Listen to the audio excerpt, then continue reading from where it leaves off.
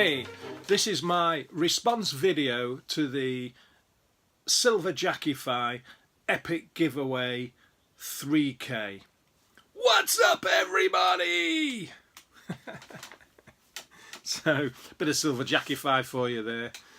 Well, today I'm going to talk about a footballer who was born just south of Liverpool in 1907, and he grew up as a kid playing football, and he was spotted by his local team, which was Tranmere Rovers. And in his school days he was a prolific goal scorer. The local team Tranmere picked up on this. Their scouts found him and decided they were going to give him a sort of go at professional football. So in 1923 he joined Tranmere Rovers, and he was there until 1925. And during that period, 1923 to 1925, he scored 27 goals in 30 games for Tranmere. And then he was found by the scouts from the big club in Liverpool at the time, which wasn't Liverpool, it was actually a club called Everton. And Everton found Dixie Dean, and they put a transfer in for him, and he transferred over to Everton in 1925. And he stayed there until 1937. And during that period, he played 399 appearances, and he scored 349 goals for Everton, which was an absolute fantastic record. Well, in the season 1926-27, there was a player playing for a football club called Middlesbrough in the English second division, and his name was George Campsell. And George Campsell scored 59 goals in the 1926-27 season, which was unheard of. As up until then, players were really only scoring 35, 40, maybe 43, 45.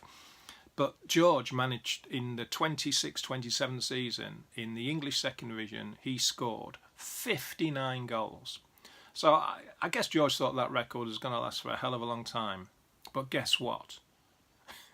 In 1927-28, in the English first division, Dixie Dean scored 60. So there you go, George. Your fantastic record lasted 12 months. And that was Dixie Dean all over. He was a goal machine. He played 16 games for England as an international, and he scored 18 goals in the 16 games. So, you know, he was a player that was exceptionally good with his head. And back in those days, football clubs played with two wide players, much like wide receivers in American football. So they played with two wide ringers. They'd centre the ball over, and up Dixie would get and nod it into the back of the net, and that's how he got a lot of his goals. But of course, Dean, his nickname is interesting because it's not really known how he came by the nickname, but it's suggested that because of his dark complexion, dark hair, and so on, that he looked a lot like sort of South United States. So, you know, from Dixie, so from the Dixie area. So that's where apparently he got his name from. So, without further ado, I'm going to turn the camera around, and we're going to look at two cards. The first card will be his first year card, from 1925 by a company called DC Thomson, and then his second card I want to show you from the following year, from 1926, by Lovell's Confectionery. So here we go. Here we've got Dixie Dean's first card, his rookie card if you like, issued by DC Thomson in 1925. it was issued with a magazine called The Vanguard, and it was on the back. It gives a brief description of brief bio, etc. And it's probably, as you can see, it's off centre, but it is a pretty difficult card to find.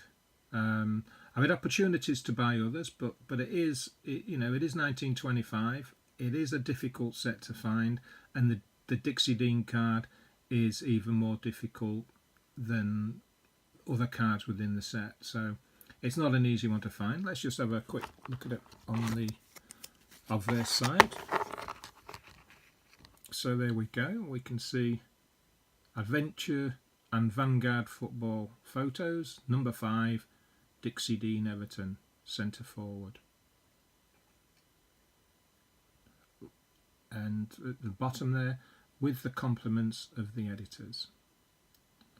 A little bit of foxing, as you can see there, a few brown spots on the back, but overall, I guess if that was in a PSA holder, it would probably be maybe a 3. So there you go. Let's move on to his second card that I've got today for you. And there we go. This is by Lovells. This was issued in 1926. Lovells Confectionery. And let's just have a look at the back. So there we are. Lovells. Photos of football stars. Number 2, William Ralph Dean, popularly known as Dixie. Eat More Toffee Rex, the King of Toffees, made by G.F. Lovell & Co., Newport and Manchester. So, I hope you've enjoyed it. This is my response video to the Silver Jackify Epic Giveaway. See you next time.